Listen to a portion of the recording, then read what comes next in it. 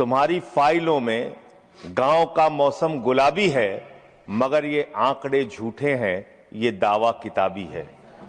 Sir, Bharat की सरकार ने जब विकसित भारत की कल्पना की है तो उस कल्पना के तहत गांव को कहां रखा है, आपके माध्यम से ये देश को मालूम होना चाहिए। हमारे टोटल बजट का भारत सरकार ने जो पूरा बजट 2026 और 27 के लिए प्रस्तुत किया मान्यवर, उसका मात्र 3.6% बजट ग्रामीण विकास के लिए रखा है। यह स्पष्ट करता है सरकार की मंशा को। यह बताता है कि ग्रामीण विकास के लिए आपकी सोच क्या है, ग्रामीण व्यवस्था को आप कैसे संचालित करना चाहते हैं, कितना विकास वहां पर करना चाहते हैं। मान्यवर, बहुत सारी योजनाएं गांव के विकास के लिए चलाने का दावा सरकार की ओर से किया जाता है। उसमें से एक प्रमुख योजना है जिसका ढिंढोरा भारत की सरकार बार बार पीटती है, जल जीवन मिशन, जल जीवन मिशन, हर घर जल की योजना, हर घर जल की योजना। वो जल जीवन मिशन क्या है मान्यवर, जिसके ऊपर आप लाखों करोड़ रुपए अब तक खर्च कर चुके हैं। गांव गांव में पाइप से पानी पहुंचाने के नाम पे लोगों से आप पैसा लेंगे, वहां की जनता को मीटर लगा के पैसे की वसूली करेंगे, जो व्यवस्था पहले नहीं थी। उसके बाद आपने गांव गांव में सड़कों की खुदाई कर दी। जो ग्रामीण व्यवस्था के अंदर जिला पंचायत से सड़क बनी थी, ग्राम सभा से सड़क बनी थी, जो गांव के विकास के लिए पैसा लगा था, उसको जल जीवन मिशन के तहत सड़कें खोद के, गांव के रास्ते खोद के उसको बर्बाद करने का काम किया गया। तो जल जीवन मिशन जन जीवन को अस्त व्यस्त कर रहा है। एक तो ये उस मिशन की खासियत है जो सरकार को सोचना और जानना चाहिए। दूसरी बात मान्यवर, मेरा तो कहना छोड़ दीजिए, भारतीय जनता पार्टी के एक विधायक है ब्रजेश राजपूत जी, उन्होंने उत्तर प्रदेश के सरकार के मंत्री का घेराव किया। मान्यवर, अरे मान्यवर, देश का सबसे बड़ा राज्य है, उसी राज्य से आप भी आते हैं, हम भी आते हैं, उसी राज्य से आप भी आते हैं, हम भी आते हैं। तो अगर एक भ्रष्टाचार के मामले में कोई जानकारी आपके माध्यम से मैं दे रहा हूं तो जानना चाहिए मान्यवर आपको। मान्यवर, रूरल डेवलपमेंट के नाम पे इस जल जीवन मिशन में गांव गांव में टंकियां बनाई गई। उन पानी की टंकियों की हालत जाकर देखिए। वो पानी की टंकियां उद्घाटन से पहले उजड़ जाती हैं, उद्घाटन से पहले उखड़ जाती हैं, टूट जाती हैं, गिर जाती हैं। 5-5, 10-10 करोड़ की टंकियां, पाइपलाइन जो है वो टूट जाती है। तो मैंने तो इसका मामला सबसे पहले उठाया था, तब सरकार ने हमारी बात नहीं सुनी, कई मुकदमे मेरे ऊपर उल्टा करा दिया। लेकिन इनके एक विधायक ने मान्यवर अपने ही मंत्री का घेराव कर लिया ब्रजेश राजपूत जी ने, और बीजेपी के विधायक ने कहा कि इस योजना में जबरदस्त भ्रष्टाचार है। इसलिए ये योजना भ्रष्टाचार की भेंट चढ़ चुकी है। दूसरी बात आते हैं, आपने गांव के अंदर जो तमाम और स्कीम शुरू की और उसकी हकीकत क्या है, कितना बजट निर्धारित किया, कितना खर्च किया। आपने मान्यवर मनरेगा के तहत 25-26 में 86,000 करोड़ रुपए निर्धारित किया था बजट में, और इस बार 26-27 में आपने 88,000 करोड़ रुपए मनरेगा के लिए निर्धारित किया। जब आपने 86,000 करोड़ रुपए निर्धारित किया तो आपकी गारंटी थी 100 दिन की। जब आपने 88,000 करोड़ रुपए निर्धारित किया तो आपकी गारंटी है 125 दिन की, और आप कह रहे हैं हम 60% भागीदारी करेंगे।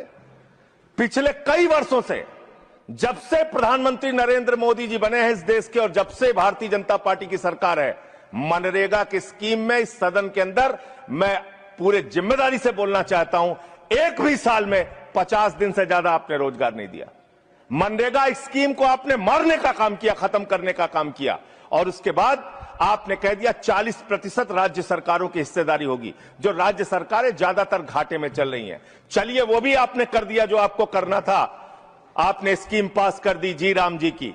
लेकिन मुझे आप जरा कृपा करके बताइए, आपके हिस्से का 125 दिन के हिसाब से रुपया बैठता है मंत्री जी 2 लाख करोड़ रुपए।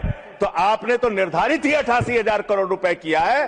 तो आप इस स्कीम में क्या सोचते हैं, क्या आपकी योजना है और कितना आप बजट निर्धारित करना चाहते हैं? यानी कि आपकी मंशा ही साफ नहीं है कि आप मनरेगा स्कीम को गांव-गांव तक चला सके।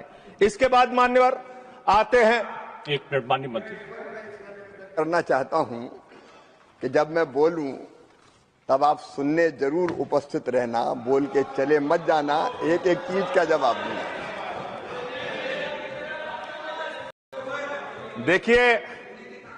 देखिए मान्यवर, भगौड़ा इस समय कौन है पूरा देश जान रहा है। भगौड़ों के बारे में मत कहिए। देश का प्रधानमंत्री गैस के संकट के इस समय में किस गुफा में छुपा हुआ है, पहले उसको निकाल कर लाइए। पहले उसको निकाल कर लाइए। प्रधानमंत्री किस गुफा में छुपे हुए हैं? प्रधानमंत्री के बारे में आप हमारे ऊपर टिप्पणी कर रहे हैं, का प्रयोग नहीं करेंगे। आप हमारे ऊपर टिप्पणी कर रहे हैं, ये आप हमारे ऊपर टिप्पणी कर रहे हैं।